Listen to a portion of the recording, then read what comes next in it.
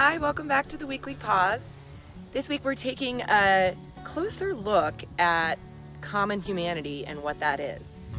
We also are hearing from our weekly ambassadors about self-compassion and self-care. I'm Ed Dent. I'm a community member here in Eagle, Colorado, and I'm also a physician at Colorado Mountain Medical. And I was just here today to talk about self-help and how important it is. It might seem selfish in this time of pandemic to think about yourself, but it's really incredibly important to build this foundation of self-love and self-help, because we need to have things together in our own house before we can think about helping others.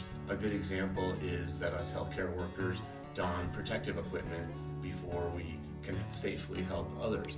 And so things that I do for self-help when I'm away from the office is to have some family time. Sometimes we call it the 3 F's, forced family fun. And so with teenagers that often want to be out and about, we get this opportunity to have some forced family fun, but I've appreciated that. I like to exercise, and that's a time where I can really just kind of escape stress and build my own foundation of self-love and self-help. And I found it to be very helpful with then being much more effective to help others and be a part of our community. One way that I practice self-compassion is by taking stock and asking myself questions about what can I do to create better self-care. And one way that I do that is by creating a vision board. And you've probably done this before, maybe during the first of the year, setting your goals for the year ahead. But this is one way, especially during a time of a pandemic, that you can really focus on what is genuinely most important to your physical, mental, emotional, and spiritual well-being. So I'll just point out some things that I've done on my self-care vision board. So some things that I do to take care of myself physically are I make sure that I drink plenty of water. Having a beautiful vase like that to drink out of is really helpful. Another way that I know I need to take care of myself physically is to get plenty of rest. So a beautiful bed there to make sure that I go to bed at the same time every night and wake up at the same time the next morning. Eating really healthy food is really important to my physical well-being.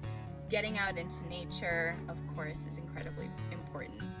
How I feed my spiritual being is by meditating, by doing yoga, and doing my best to create balance in my life. Working when it's time to work and when it's time not to work, making sure that I have time for that as well.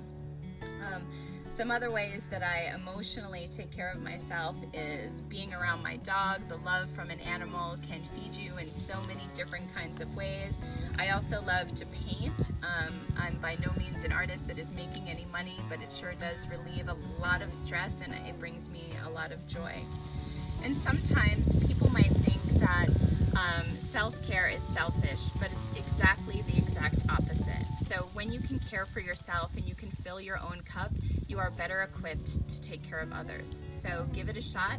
Download or go through old magazines and create a self-care vision board and place it somewhere where you'll look at it daily to be inspired.